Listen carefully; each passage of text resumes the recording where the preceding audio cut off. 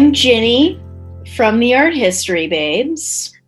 And I'm Zach Clark from National Monument Press. And we are curating a show together. Two pals coming together. I like that we didn't even welcome anybody. We got straight to business. I know. Usually that's true. I did kind of skip that podcast etiquette step where I welcomed people. People are welcome. That's still it's great thing. Because we're setting the tone. This for our show that you are listening to is not like most podcasts you're listening to on this feed. No. We're here for business. We're here for business, and we're going to be short and to the point, and that's just how we're going to roll. That's the tone that we've already set. No messing around. Ginny, why are we on Zoom? Right. So we're on Zoom because this is going to be a very much a multi-platform project that we're working on. So this is going to be recorded and put out on the Art History Babes podcast platform as well as our YouTube. And initially, this is to get the word out about the show that the two of us are curating. And this is our introduction and open call into a little exhibition we've titled Virtual Realism. So we're telling you about it now. If you're an artist, you can participate. That sounds accurate.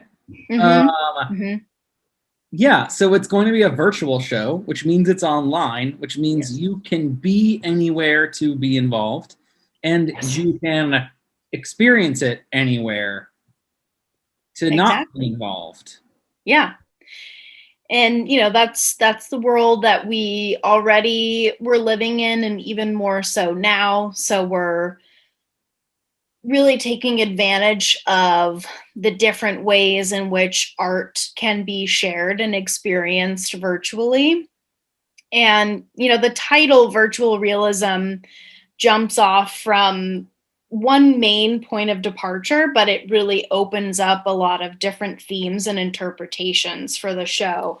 But we've really been talking about and thinking about socialist realism, which is an artistic period from Stalin era Soviet Union that was very kind of like mandated idealism and propaganda and all these really saturated ideal images of people, just having a great time, and kind of that opening channels of thought of okay, even though this period is, grounded in that part of history, the themes that it evokes are still very prevalent for us today in terms of how different forms of influence are pushed through various visual means. And that's what we've been thinking about and talking about. And we were like, let's do a show about it. But also a lot of the reason that we're thinking about it is because that's just the surface of socialist realism. Yes. The reality is that it has a big hand in censorship and government oversight and portraying false ideals. Yes.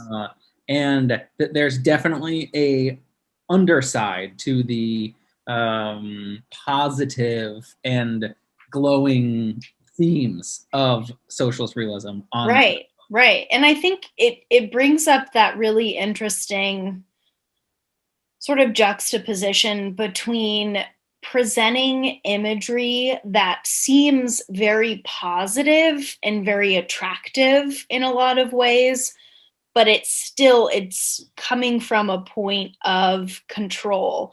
And that point of control can come from a lot of different directions, whether it's governmental or more societal. And today, when we're looking at the ways that that takes form, you know, social media obviously plays a huge role in terms of like how kind of societal norms or abnorms are portrayed in different visual ways as like a means of kind of mandating behavior or suggesting behavior. So I think it's such an interesting art period, and it really encapsulates a lot of different themes that are still really active in the visual culture that we're all surrounded with in a lot of different ways. So we wanted to explore this theme in this show and really open it up to other creators and all the myriad of interpretations that it can bring about. Totally.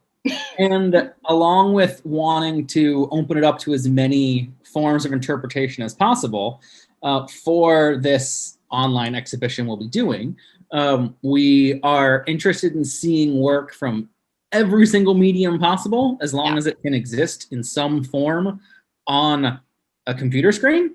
Yeah. And we're even open to literature, be it poetry, flash fiction. Maybe you have a really interesting research paper that is less than 500 words. I would like to read that. And so we really want to kind of piece together a interesting group conversation that will be about what we're thinking about. Maybe it'll help us think about it more as well. Definitely.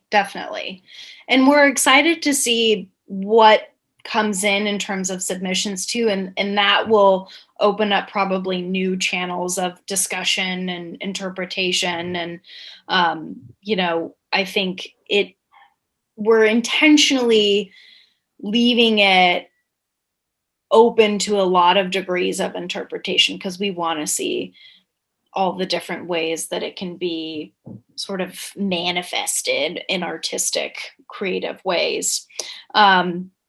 So yeah, we're very excited about it. It's something that we've been thinking about and sort of workshopping and talking about with each other in Zach's backyard, scribbled in notebooks over wine. So we're excited to see it coming into reality. And so where you can find the page in terms of how to submit and more text info about the show, including deadlines and all that, is on the Art History Babes website.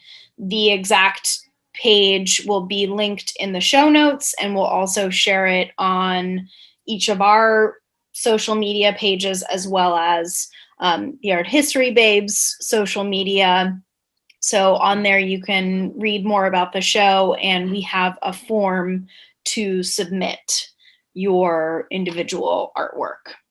Yeah, we want to make it as easy as possible. It's just a Google form. It's very simple. You just link us to your image that you want to submit. That can be even as simple as you linking us to that exact photo on your Instagram. Totally. Really, it just needs to exist somewhere you can link us to. Mm-hmm. We also want to make it as open to everyone as possible, but also want to recognize that all this does take a lot of work. So in terms of an entry fee, all that we're asking is that you are a patron to the Art History Babes at any level at the time that you submit. Mm-hmm. And if that is for any reason a financial barrier for you, or there are some other hurdles related to it, we don't want to exclude anyone, so reach out to either one of us, and we'll work something out for you. Mm-hmm. Absolutely. Yeah, so we want to hear from a lot of you and want people to feel encouraged to submit. And additionally, in the Art History Babes, we have plans for the future to do future exhibitions. So if you even subscribe on our Patreon for as little as $1 a month, you are at that level. You're able to apply for future exhibitions through the Art History Babes. So even if this one you submit an artwork and it isn't selected, there will be future opportunities. And it helps us out. And like Zach said, curation is a very involved process. And, we appreciate everyone subscribing to the Patreon and going through the process of submitting to this show, because we're really excited about it and very much looking forward to seeing what kind of work we get submitted. And we have a deadline for submission, don't we, Zach? We do. It April 10th. April 10th. It is a month away from when you are hearing this, if it gets released on time. But if not, you got plenty of time. It's still, yeah. If it gets released slightly late, it'll only be by a couple days. So, and realistically, we know that none of you are going to apply until April 9th. So it doesn't matter. Yeah, exactly. No, that's how applications work. You might also be curious, okay, we're doing the show. Why are we also making a video and a podcast? In the spirit of really trying to show people that, yes, this does take a lot of work, but it's something anyone can do. Anyone can work to create spaces that they are showing people's work. We are going to do a podcast series that is outside of the normal feed, that we're hoping will be every other week, about how you do this. We're going to talk about every step of the way, how we came up with the idea, the logistics for things. We're going to interview some other people who have done some online gallery stuff, some curating. We're going to try and make it as interesting and educational as possible. And then hopefully, even once we get closer to when the show actually gets put up, we'll be able to interview some people who are involved as well. So hopefully it's a fun, informative break. Yeah. And, that's been important from my perspective and Zach's perspective as well, just to make this not only an exhibition for artists to be involved in and for people to see at the end result of it, but also create a sort of step-by-step process of like how we go about this, from, selecting artworks to building the page on the website, to creating a digital exhibition catalog, to writing about art, to working with artists, and just showing our listeners that it's doable. You can do this too. Like if you've had ideas for a show and you don't necessarily know where to start, or think that it's only reserved for people who are in galleries or established museums, like you can absolutely just do it with your friend and then put it on the website and go from there. So it's going to be an unfolding process, and you're going to, in many ways, be invited into that process as it unfolds. So, you're basically in it with us. They're sitting across the table. Exactly. So also on that idea, if you've got questions about how to do any of this, send them to the Art History Babes. Find me on Instagram, Zach Clark is, and we'll see what we can put together to also make this as informative for you all listening. Yeah, absolutely. Yeah, so virtual realism, arthistorybabes.com. We'll link the page under the episode notes, and you can find it on social media as well.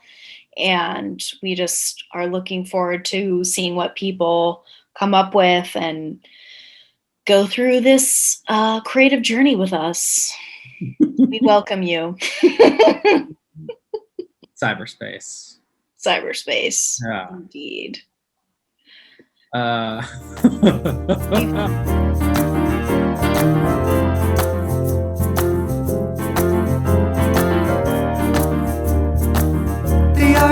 mystery, babe.